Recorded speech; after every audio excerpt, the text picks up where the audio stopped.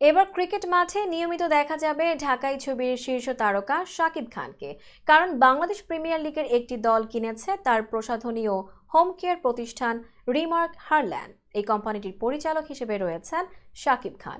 প্রতিষ্ঠানটির ঢাকা ফ্র্যাঞ্চাইজি কেনার বিষয়টি নিশ্চিত করেছে বাংলাদেশ ক্রিকেট বোর্ডের একটি সূত্র। ওই সূত্রটি বলছে, ইতিমধ্যে সাইনিং মানি সহ কেনার আনুষ্ঠানিক প্রক্রিয়া সম্পন্ন হয়েছে। শুক্রবার সকালে খবরটি সামাজিক যোগাযোগ মাধ্যমে ছড়িয়ে পড়লেও জানা যায় বেশ আগে থেকেই দল গোছাচ্ছিলেন এই সুপারস্টার। সবশেষ বিপিএল এ দুর্দান্ত ঢাকার মালিকানা ছিল নিউটেক্স গ্রুপের কাছে। তাদের অধীনে দুর্দান্ত ঢাকা নামের সবশেষ বিপিএল এ খেলেছিল ফ্র্যাঞ্চাইজিটি। নিউটেক্স গ্রুপ মালিকানা পায় রূপা গ্রুপের কাছ থেকে। রূপা গ্রুপের অধীনে দলের নাম ছিল ঢাকা ডমিনেটর্স। বিভিন্ন সময়ে বিভিন্ন নামেই হাজির হয়েছে ঢাকার ফ্র্যাঞ্চাইজিটি। এর আগে Dhaka Gladiators, Dhaka Dynamites, Dhaka Platoon, Minister Dhaka ও সবশেষ ঢাকা ডমিনেটর্স। এবারও নাম বদল হবে বলে জানিয়েছে সংশ্লিষ্ট প্রতিষ্ঠান। জানা যায় চলতি বছরের শেষ দিকে মাঠে গড়াবে বিপিএল।